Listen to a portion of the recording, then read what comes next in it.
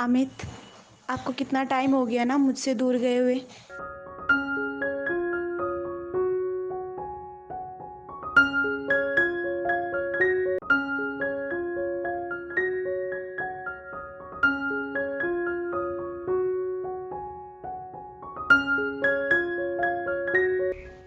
आप मुझसे मिलने आ रहे हो या नहीं आ रहे, सच सच बताओ।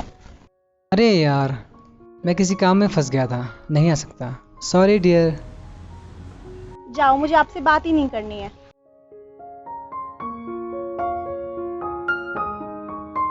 आपको बड़ा मजा आता है ना मुझे सताने में।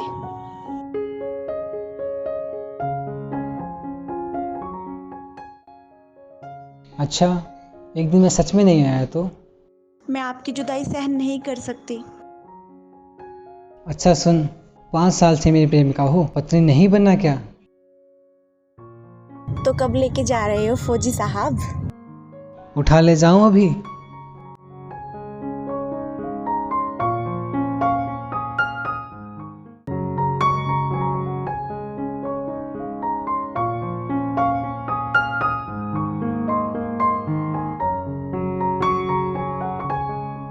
चौधरी साहब राम राम। ओहो, राम जाओ राम। कैसे, क्या हाल चाल? बहुत बढ़िया जी, बहुत बढ़िया। और ठीक हो? बस कुशल मंगल। परिवार एकदम मौज भरा, कृपया है प्रभु। बैठो जी, बैठो। पानी लेके आओ भाई।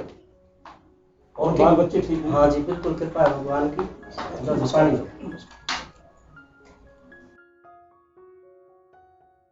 और बताओ जी, कैसे आए बताओ? बेटा ट्रेनिंग से वापस आ गया है। अच्छा जी, अच्छा। जल्दी से हमारी बेटी को अपने घर से विदा करो। बिल्कुल जी, बिल्कुल। आपकी अमानत है जी, लेकिन मेरे जिगर का टुकड़ा है। जब आपकी बेटी मेरी बेटी है, उसको हमेशा प्यार से रखें। बिल्कुल जी, बिल्कुल बिल्कुल।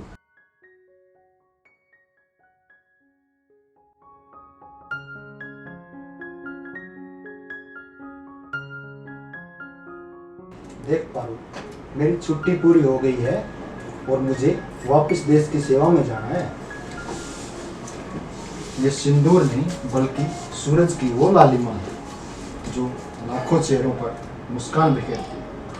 और याद रखना, तुम एक फौजी की बीवी हो। आपकी देश सेवा मेरा अभिमान है और मैं इसका हमेशा सम्मान करूंगी।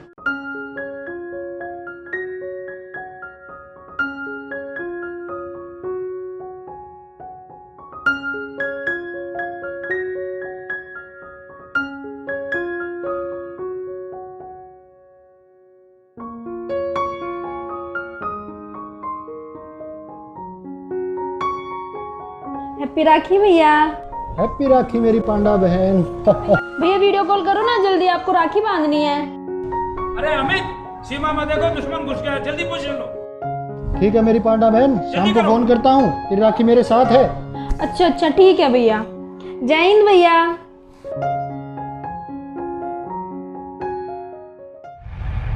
जवाब दो इसे। फायर!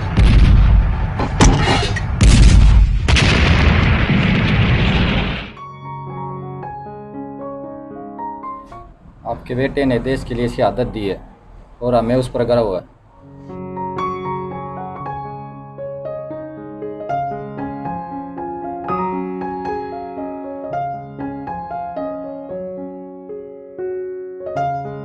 चौधरी साहब, मेरा बेटा तो देश के लिए कुर्बान हो गया। पूरी जिंदगी पड़ी है बेटी के लिए। अभी भी दुआ बेटी की मेरे से जिंदगी देखी नहीं जाती। पापा, क्या आपके बेटे के साथ ही मेरा रिश्ता था? अब आप ही मेरे माँ बाप और सारा संसार है। और मुझे गर्व है कि मैं एक शहीद की पत्नी हूँ। जब सारी दुनिया नारे लगाती है कि देश पर मिटने वाला जवान अमर रहे, तो मैं कैसे मानूँ वो अमर है, अमर थे और मेरे लिए हमेशा अमर रहेंगे। बेटी, मैं आपकी बात के साथ पूरी तरह से सहमत हूँ और ये बात कहकर तुमने मेरा सिरा चौड़ा कर दिया। अब तुम इस घर की सिर्फ बहू ही नहीं बल्कि बेटी बनकर सारी जिम्मेदारी अपने सर पर उठाना, मुझे गर्व है ऐसी बेटी पर। ठीक है जी चौर साहब। अच्छा। भाभी, भाभी, भाभी, मम्मी की तबीयत बहुत ज्यादा खराब है, आप जल्दी चलिए। तू मुझसे क्यों रूठ गया बेटा? क्यों इतना दूर चला गया कि तुझे माँ की याद नहीं आती?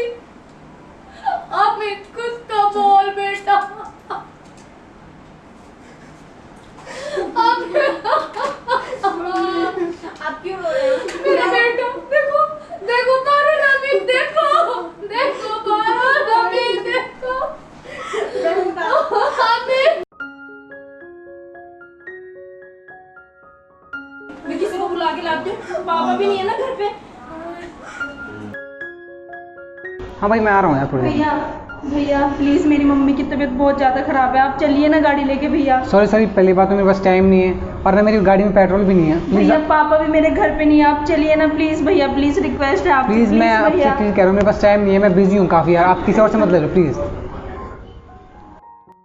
Aunty aunty aunty please aunty aunty किसी को भेज दीजिए, मेरी मम्मी की बहुत। सरकार से 1 करोड़ रुपए मिले थे। जब मैं गई थी 10 लाख रुपए मांगने तो इन्होंने साफ मना कर दिया। अब मैं इनकी मदद कैसे कर दूं? अरे बेटा मेरी तो कमर में बहुत दर्द है, बहुत तबीयत खराब है, आप किसी और से हेल्प ले लो ना। आप कहीं और चले जाओ प्लीज, आप कहीं और जाओ प्लीज, जल्दी से जाओ ताकि आपकी मम्मी को कोई दिखा सके। मेरे पास फोन भी नहीं है और यहाँ घर में कोई भी नहीं है बेटा, मैं कैसे आपकी मदद करूँ?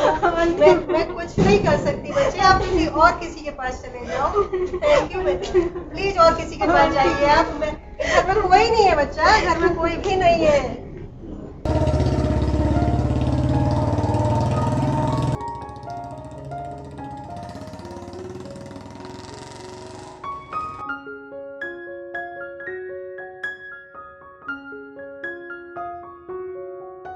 ए वतन वासियों, मेरी आत्मा आपसे पूछ रही है कि चंद जयकारों तक ही मेरी शहादत सीमित थी। मैंने तो अपना फर्ज निभा दिया और तुमने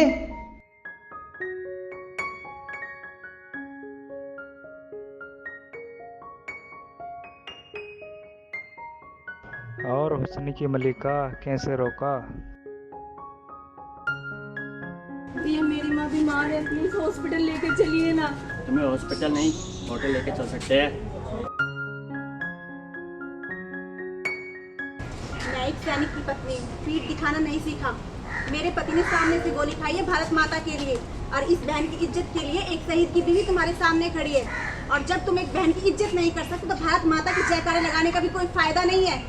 जब मेरे भाई ने देश के गद्दारों के सामने बंदूक तानी ना, तो उनके हाथ में मेरी राखी की डोर थी। जब तुम उसकी लाज नहीं कर सकते तो ये हाथ अगर तुम किसी बहन की तरफ बढ़ाते ना, तो आज किसी शहीद की बहन को शहीद के पुतले पर राखी नहीं बांधनी पड़ती। माफ करना, हमें नहीं पता था आप एक शहीद भाई की बहन बहन होती है, किसी की भी हो, शहीद की हो या किसी आम इंसान की बहन हो।